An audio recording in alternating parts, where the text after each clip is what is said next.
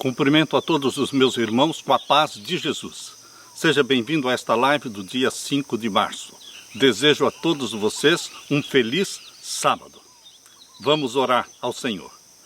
Pai querido que estás nos céus, nesta manhã de sábado, na tua presença, nós te adoramos como o único Deus verdadeiro no céu e na terra.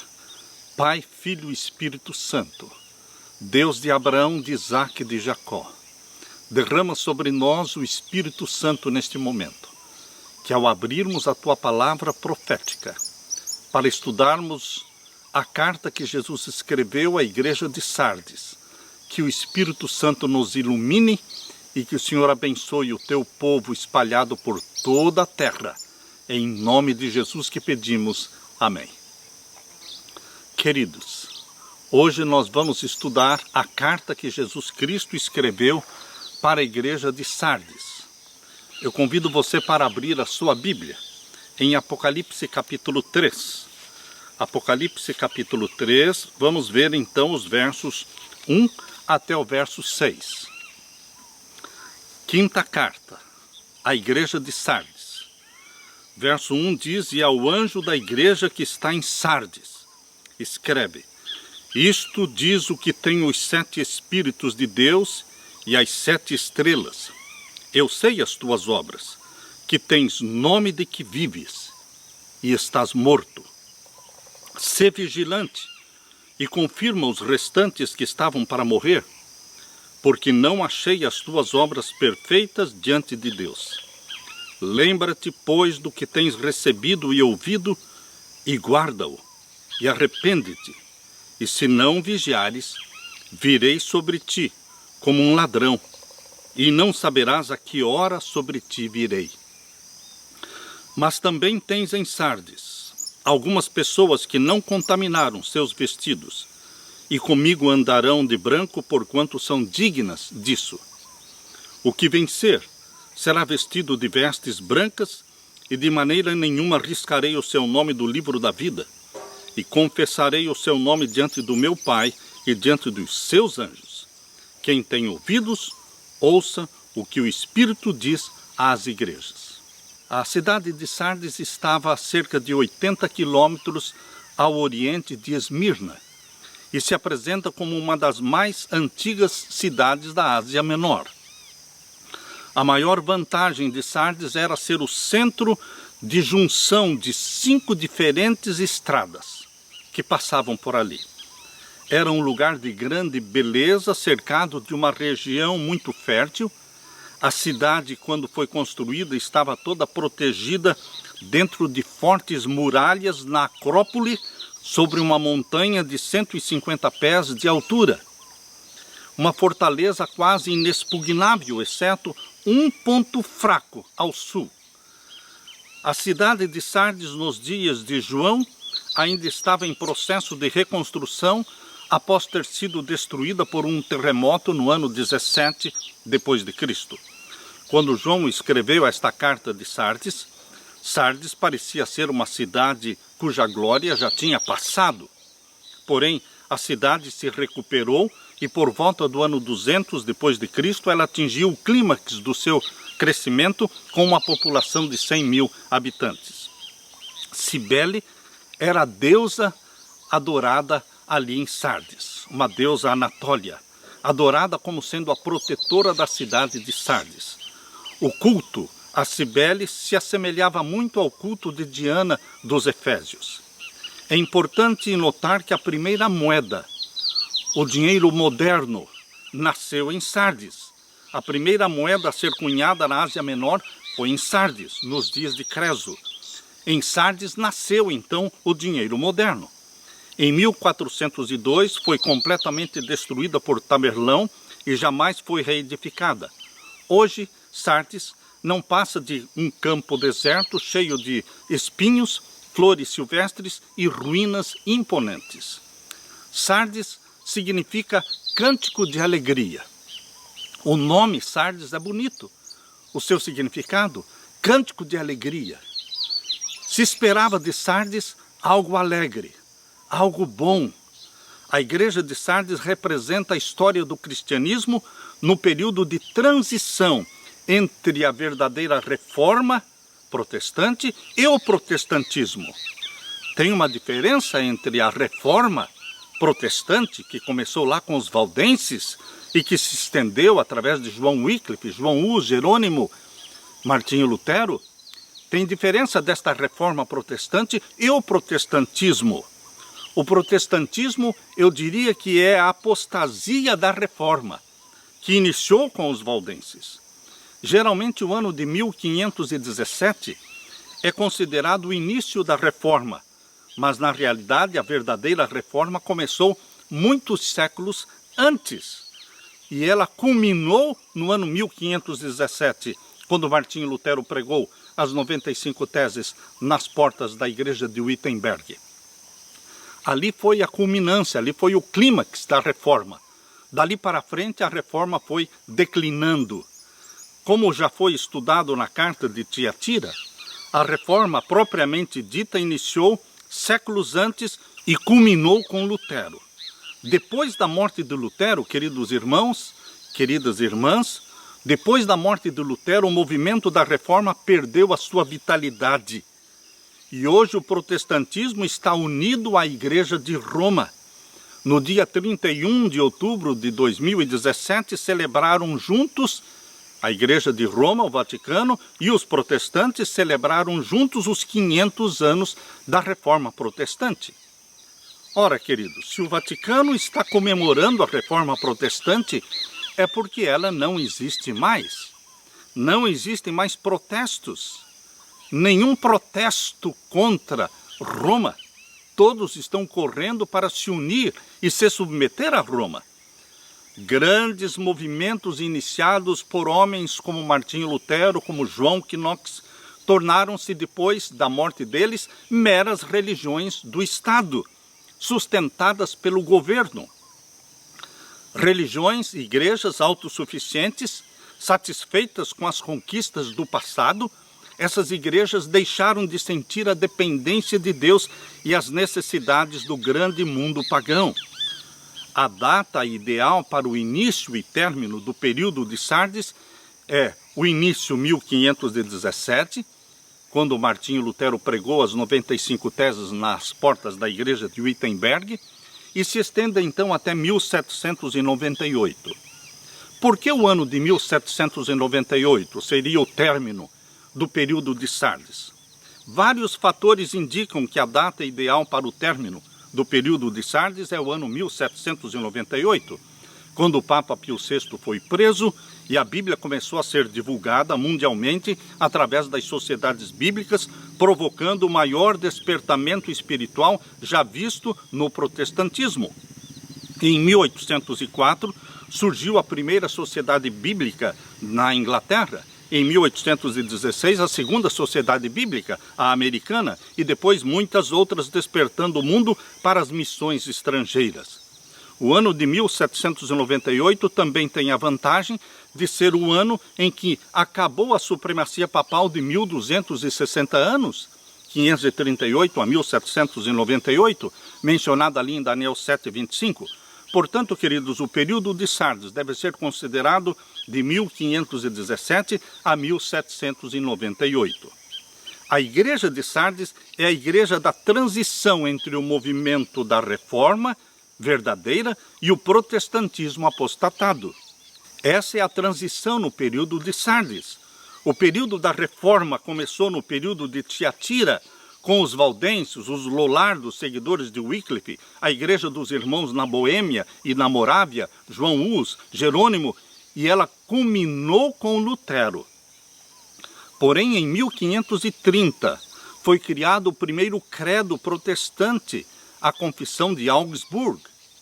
E aí, com a criação do credo protestante, em 1530, começou ali o declínio da reforma e o nascimento de uma nova era chamada de protestantismo, caracterizada pelas igrejas nacionais, igrejas estatais, igrejas que recebiam sua força e seu sustento dos governos. Neste período, que vamos chamar de pós-reforma, a única coisa que se esperaria era vida e vitalidade, mas veio a apostasia. Aqui nós lemos em Apocalipse 3, verso 1. E ao anjo da igreja que está em Sardes, escreve: isto diz o que tem os 7 Espíritos de Deus. Os 7 Espíritos de Deus é uma expressão usada para o Espírito Santo, mostrando a plenitude do Espírito Santo. E quem enviou o Espírito Santo foi Jesus Cristo. Por isso diz aqui que ele tem os 7 Espíritos de Deus, porque o Espírito Santo está a serviço de Jesus Cristo, exaltar Jesus Cristo. Ele foi enviado por Jesus Cristo no dia do Pentecostes, a chuva temporã, e vai ser enviado novamente em forma de chuva serôdia, agora sobre você e sobre mim, em nossos dias. E aqui diz que Jesus Cristo também tem as 7 estrelas, que são os 7 anjos das 7 igrejas. Jesus diz: eu sei as tuas obras, que tens nome de que vives e estás morto. Que tristeza, queridos, que lástima, é de chorar quando você lê aqui que a igreja de Sardes, que tinha tudo para ser uma igreja reavivada, porque veio de um movimento de reforma protestante verdadeiro, mas tinha somente o nome de que vivia, mas na realidade estava morto. Uma igreja que tinha reputação, uma boa reputação, um bom nome, protestante, como alguém que fazia protestos contra os erros e as doutrinas pagãs que vieram do paganismo para a igreja de Roma. Mas estes protestos desapareceram. Tens nome de que vives e está morto. A hipocrisia foi uma característica marcante nesta igreja no período de Sardes. A igreja neste período tinha um bom nome, boa reputação, mas ela não tinha o Espírito Santo. Ela dependia do sustento do governo. O nome protestante indicava oposição aos abusos, aos erros e ao formalismo da igreja de Roma. Indicava que nenhum desses erros seriam encontrados entre os protestantes. Porém, queridos, em 1540 foi criado a Ordem dos Jesuítas. A Ordem dos Jesuítas foi fundada por Inácio de Loyola em 1540. E o propósito número 1 da Ordem dos Jesuítas era a destruição do protestantismo. A destruição da verdadeira reforma protestante. E, queridos, eles se infiltraram nas igrejas e eles começaram a destruir a doutrina pura e cristalina da Bíblia, da justificação pela fé. Podemos chamar a criação dos jesuítas em 1540 como sendo a contra-reforma. Dentro de poucas décadas, as igrejas reformadas experimentaram um período de violenta controvérsia entre eles, controvérsia doutrinária. O princípio dos reformadores era de que sola Escritura, ou seja, a Bíblia e a Bíblia só, como nossa única regra de fé e prática. Porém, as igrejas protestantes esqueceram-se deste princípio, sola Escritura, e buscaram agora proteção e poder e prestígio do Estado, do governo, e se acomodaram dentro da confissão dos seus credos, e as igrejas se tornaram igrejas nacionais, igrejas do Estado, e o mundo protestante se conformou com esta forma de piedade, porém sem o poder de Deus. Tudo estava contra Sardes. Que virtude haveria em ter um nome de quem estava vivo e, na realidade, estar morto? Que vantagem? Sardes estava morta. Sardes permanecia como uma simples casca, sem nenhum conteúdo. Nenhuma quantidade, queridos, nenhuma quantidade de experiência passada será suficiente para o momento presente. Precisamos ter novo suprimento cada dia, de graça, de força, cada dia, a fim de sermos vitoriosos. Não podemos nos assentar sobre o passado e cruzar os braços. O movimento verdadeiro da reforma precisa estar vivo hoje. Você precisa ser um reformador, protestando contra as tradições pagãs, as tradições que vieram do paganismo para dentro da Igreja de Roma, e da Igreja de Roma se espalhou por toda a cristandade. A reforma iniciada pelos valdenses do século XII, a reforma de João Wycliffe do século XIV, a reforma de João Hus e Jerônimo no século XIV e XV, e a reforma de Martinho Lutero no século XVI, quebrou o poder da supremacia espiritual de Roma. A Europa foi sacudida de ponta a ponta por um poder que nunca tinha sido conhecido antes. Infelizmente, queridos, o espírito da reforma não durou muito tempo, porque a contra-reforma jesuíta se infiltrou no protestantismo. E hoje os jesuítas estão infiltrados em todas as igrejas, sem exceção, em todas as igrejas e também em todos os governos. Eles querem criar o caos para poder introduzir a nova ordem mundial e o domínio papal sobre o mundo inteiro. Dentro de poucos anos, os seguidores dos reformadores começaram a se dividir entre si e começaram a se opor e a brigar uns com os outros. Quando a igreja se torna nacional, estatal, a igreja do país, oficial, ela obtém poder e sustento do Estado e emprega este poder para punir a discordância das suas doutrinas. As igrejas protestantes seguiram os passos de Roma, formando aliança com os poderes do mundo, restringindo a liberdade de consciência. Foi o que aconteceu com a igreja anglicana na Inglaterra. A igreja anglicana na Inglaterra começou uma prolongada perseguição aos que discordavam das suas doutrinas. Durante os séculos XVI e XVII, milhares de ministros protestantes não conformistas foram obrigados a deixar as igrejas e muitos, tanto pastores como o povo em geral, foram submetidos a multa, prisão, tortura e martírio. Isso na Inglaterra. O próprio Lutero denunciou Zwinglio como herege e os seguidores de João Calvino, os calvinistas, não queriam saber dos luteranos. Ou seja, a intriga, a guerra entre os próprios protestantes. Foi assim que João Calvino concordou com a morte de Servetus. Por causa das diferenças religiosas, João Calvino concordou em que Servetus fosse queimado. Na Inglaterra, queridos, os protestantes anglicanos empreenderam a mais cruel guerra não somente contra os católicos, mas também contra todos os protestantes que se recusavam a se conformar com a igreja estabelecida, a igreja anglicana. Os protestantes colocaram seus exércitos no campo e lutaram pelos seus credos. Não estavam lutando pela verdade pura e cristalina da Bíblia, mas pelos seus credos, como aconteceu na Guerra dos 30 Anos, de 1618 a 1648, que começou com a revolta boêmia contra a Igreja de Roma e o longo período de guerra dos huguenotes da França, só que desta vez contra os seus próprios irmãos. O historiador Dominier considera que o fim da verdadeira reforma foi o decisivo período de 1530 e 1531, e que a partir desta data começou então um outro capítulo, a história do protestantismo apostatado.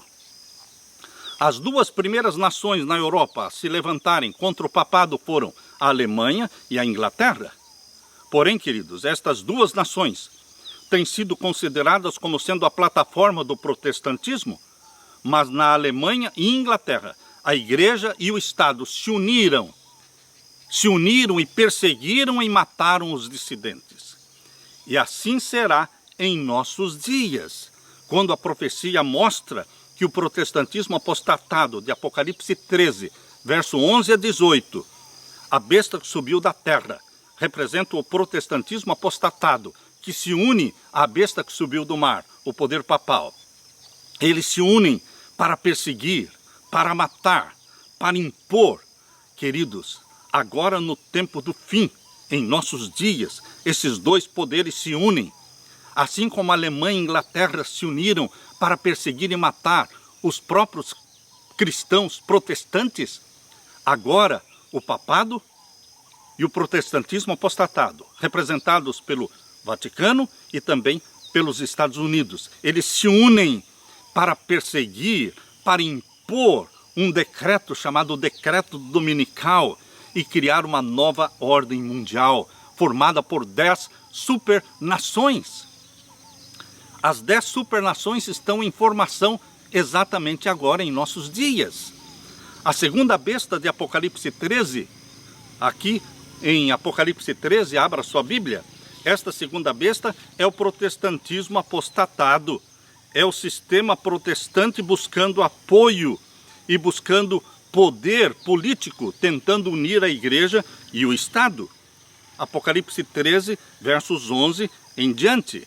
Aqui diz, e vi subir da terra outra besta, e tinha 2 chifres semelhantes aos de cordeiro, e falava como dragão. Parecia cordeiro. Os Estados Unidos da América do Norte parecem um cordeiro, mas falam como dragão, porque são adoradores do obelisco, do Deus Sol. O obelisco, monumento a Washington, é o mesmo obelisco que representa o Deus Sol, Osíris, o Deus egípcio, que está na frente da Basílica de São Pedro. Queridos, na frente da Basílica de São Pedro e na frente do Capitólio americano estão ali os 2 obeliscos.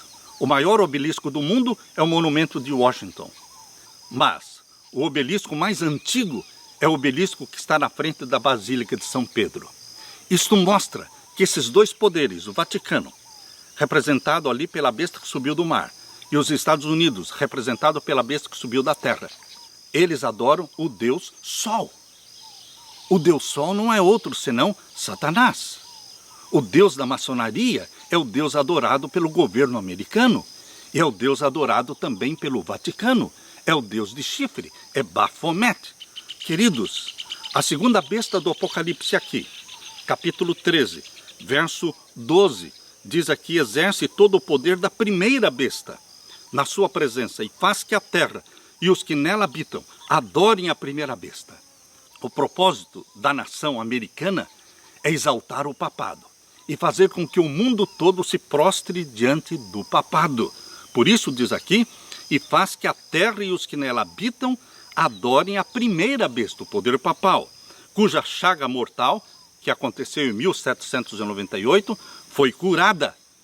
A partir de 1929, a chaga começou a ser curada e será totalmente curada quando for aprovado o decreto dominical. Queridos, esta união de igreja e de Estado, isso aconteceu lá no período de Sardes, especialmente na Inglaterra e na Alemanha, e acontecerá novamente em nossos dias, segundo a profecia de Apocalipse 13, queridos, na união do Vaticano e dos Estados Unidos e na imposição do decreto dominical. O período de Sardes está repleto de perseguições e de mortes. Aquilo que a Inquisição papal fez contra os cristãos no período de Tiatira, na Idade Média, as igrejas protestantes nacionais fizeram o mesmo contra os grupos protestantes minoritários no período de Sardes. O mesmo espírito satânico que moveu o papado contra os valdenses, contra os seguidores de Wycliffe, contra a igreja dos irmãos da Boêmia e Morávia, este mesmo espírito satânico moveu também as igrejas protestantes nacionais da Alemanha e da Inglaterra contra os seus próprios irmãos. Os Quakers, na Inglaterra, foram presos às centenas.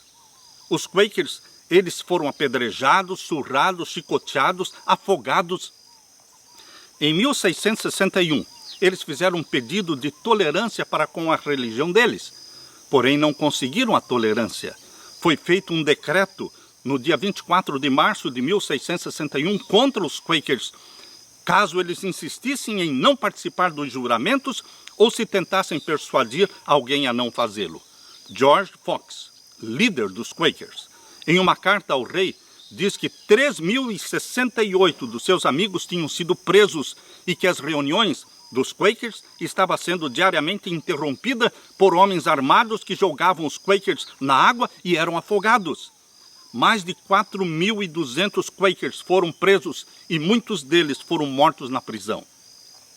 Nos Estados Unidos da América do Norte, a experiência dos Quakers não foi menos sofrida. Muitos deles não foram somente açoitados publicamente como criminosos, mas foram também marcados com ferro quente e outros tiveram as orelhas cortadas.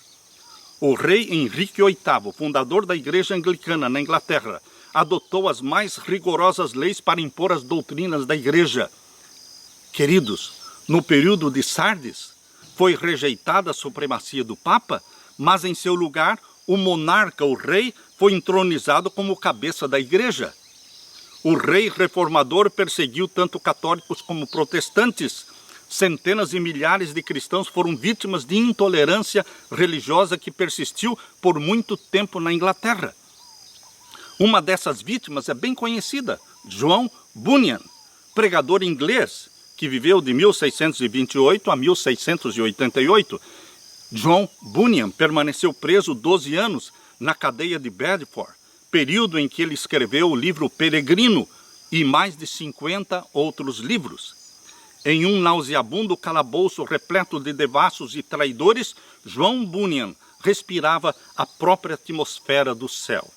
Na Escócia, a Igreja Episcopal fez uma sucessão de mártires presbiterianos. Foi essa feroz perseguição dos protestantes contra os protestantes no período de Sardes que levou os puritanos. O alvo dos puritanos era purificar a Igreja da Inglaterra de todos os vestígios do romanismo. Os puritanos, um grupo de cristãos reavivados, fugiram da Inglaterra.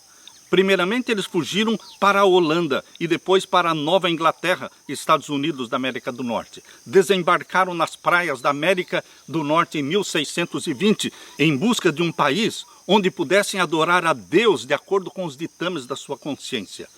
O navio Mayflower, em 1620, trouxe o primeiro grupo de 102 peregrinos até as praias do Cape Cod. Um segundo grupo de 1000 puritanos veio em 1630. Por volta de 1642, a colônia da Baía de Massachusetts já tinha 16 mil pessoas. Por volta de 1636, Roger Williams, um jovem pastor, iniciou a nova colônia de Rhode Island. O princípio fundamental da colônia de Roger Williams era que todo homem teria liberdade para adorar a Deus, segundo os ditames da sua própria consciência. Seu pequeno estado, Rhode Island, tornou-se o refúgio dos oprimidos e cresceu e prosperou até que seus princípios básicos, a liberdade civil e religiosa, se tornaram as pedras angulares da República Americana.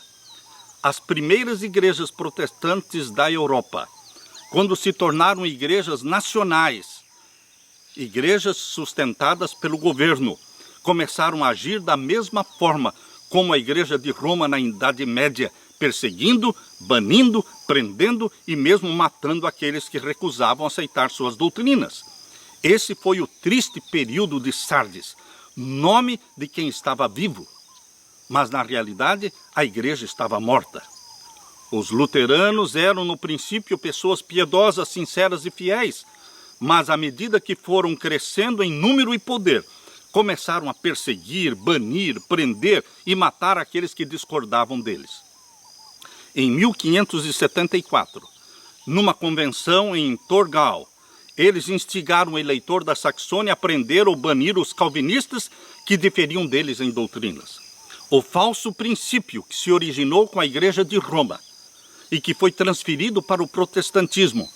Este falso princípio é o de que governo e igreja precisam se unir para que a Igreja de Cristo se complete na terra. Este é um falso princípio satânico.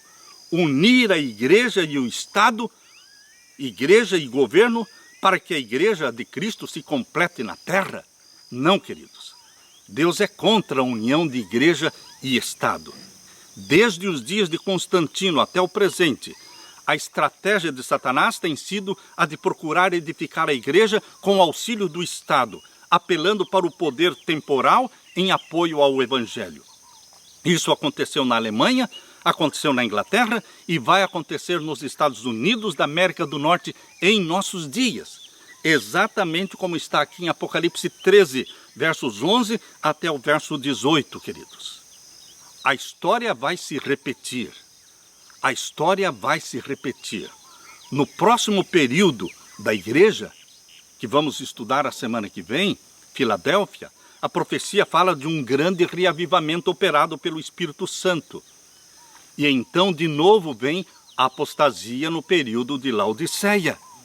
Queridos, vamos ler agora Apocalipse capítulo 3, versos 2 e 3. Apocalipse capítulo 3 e os versos 2 e 3. Sê vigilante e confirma os restantes que estavam para morrer, porque não achei as tuas obras perfeitas diante de Deus. Sê vigilante, queridos. O conselho de Jesus Cristo para a sua igreja é que vigiemos e oremos, para que não percamos a salvação, para não perder a justificação pela fé, para não perder o princípio do sola Escritura, a Bíblia e a Bíblia só, como nossa única regra de fé. E o verso 3, Apocalipse 3, 3. Lembra-te, pois, do que tens recebido e ouvido. O que a igreja de Sardes recebeu? O sola Escritura, Bíblia e a Bíblia só como regra de fé e prática. E o que mais? Justificação pela fé em Cristo Jesus. Por isso diz aqui, lembra-te do que tens recebido e ouvido e guarda-o. Arrepende-te, e se não vigiares, virei sobre ti como um ladrão, e não saberás a que hora sobre ti virei. Queridos, o dia e a hora da volta de Jesus nós não sabemos, mas o tempo da volta de Jesus, os fiéis, filhos de Deus, os santos do Altíssimo, eles sabem o tempo da volta de Jesus, e o tempo é agora. É nesta última geração, a nossa, em que Jesus Cristo voltará com poder e glória. Muitos pensam que é impossível saber o tempo da volta de Jesus. Aqui diz, aqueles que não vigiam. Lemos aqui o finalzinho do verso 3. Se não vigiares, virei sobre ti como um ladrão. A volta de Jesus será como um ladrão para aqueles que não vigiam e não oram. Mas para aqueles que estão sendo reavivados pelo Espírito Santo cada dia e buscando comunhão com o céu cada dia, eles saberão o tempo da volta de Jesus Cristo. E o tempo da volta de Jesus chegou. É agora, meu querido irmão. O verso 3 aconselha os cristãos de Sardes a fazerem uma retrospecção na vida espiritual e lembrarem da mensagem e da experiência que haviam tido. A justificação pela fé foi a doutrina forte dos reformadores, e ela fez surgir o protestantismo. Somente a justiça de Cristo recebida pela fé pode nos reavivar. E agora em Apocalipse 3, versos 4 e 5. Mas também tens em Sardes algumas pessoas que não contaminaram os seus vestidos. Deus sempre tem o seu remanescente. No tempo de Sardes, Deus também tinha o seu remanescente. Hoje, Deus também tem o seu remanescente. Apocalipse 12, 17. E o dragão irou-se contra a mulher e foi fazer guerra ao resto da sua semente, os que guardam os mandamentos de Deus e têm o testemunho de Jesus Cristo. Deus tem o seu remanescente hoje, meu querido irmão. E você está sendo convidado por Deus para fazer parte deste remanescente que guarda os mandamentos de Deus. Assim como existia um remanescente no tempo de Sardes, existe também hoje. Lemos Apocalipse 3 e o verso 4. Mas tens em Sardes algumas pessoas que não contaminaram seus vestidos, e comigo andarão de branco, porquanto são dignas disso. Verso 5. O que vencer será vestido de vestes brancas. As vestes brancas representam a justiça de Cristo que nos cobre. A nudez causada pelo pecado, ela é coberta pelas vestimentas brancas da justiça de Cristo. É como aquela capa que o pai do filho pródigo jogou sobre ele para cobrir a sua sujeira, a sua imundícia. Queridos, Deus o Pai quer nos cobrir com a justiça de Cristo. Vestidos de vestiduras brancas. E de maneira nenhuma riscarei o seu nome do livro da vida. E confessarei o seu nome diante do meu Pai e diante dos seus anjos. Queridos, nós lemos aqui no livro O Grande Conflito, na página 483. nós lemos aqui: ao abrirem-se os livros de registro no juízo, é passada em revista perante Deus a vida de todos os que creram em Jesus, começando pelos primeiros que viveram na terra. Nosso advogado apresenta os casos de cada geração sucessiva, finalizando com os vivos. Todo nome é mencionado, cada caso minuciosamente investigado. Aceitam-se nomes e rejeitam-se nomes. Quando alguém tem pecados que permaneçam nos livros de registro, para os quais não houve arrependimento nem perdão, seu nome será omitido do livro da vida, e o relato das suas boas ações apagado do livro memorial de Deus. Queridos, nós temos o nosso nome no livro da vida. Foi ali registrado, quando abraçamos Jesus Cristo como nosso Salvador. Mas se nós tivermos algum pecado oculto, acariciado, não confessado, este pecado falará contra você ou contra mim no juízo celestial, e o nosso nome será riscado do livro da vida. Porém, queridos, a promessa de Jesus Cristo aqui para os cristãos de Sardes e para os cristãos fiéis e verdadeiros hoje é: o que vencer será vestido de vestes brancas, e de maneira nenhuma riscarei o seu nome do livro da vida. Jesus promete não riscar, mas conservar o seu nome ali no livro da vida. E aqueles que têm o nome no livro da vida serão aqueles que vão entrar na Nova Jerusalém. Aqui em Apocalipse capítulo 21, e o verso 27 diz assim: e não entrará nela coisa alguma que contamine e cometa abominação e mentira, mas só os que estão inscritos no livro da vida do Cordeiro. Jesus Cristo quer manter o nosso nome no livro da vida. Esta é a promessa que ele está fazendo aqui na carta que ele escreveu para Sardes. Leia novamente comigo Apocalipse capítulo 3 e o verso 5. O que vencer será vestido de vestes brancas, a justiça de Cristo, e de maneira nenhuma riscarei o seu nome do livro da vida, aleluia, e confessarei o seu nome diante do meu Pai e diante dos seus anjos. Queridos, Mateus capítulo 10, versos 32 e 33. Abra sua Bíblia.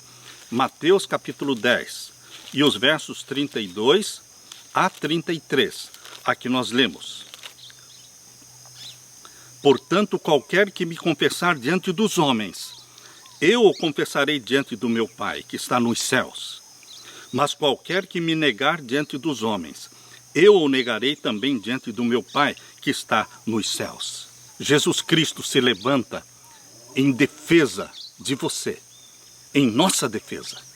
Apresenta diante do Pai os sinais nas mãos e nos pés, dizendo: Pai, meu sangue, eu derramei meu sangue por estes meus filhos, e o nosso nome será conservado no livro da vida.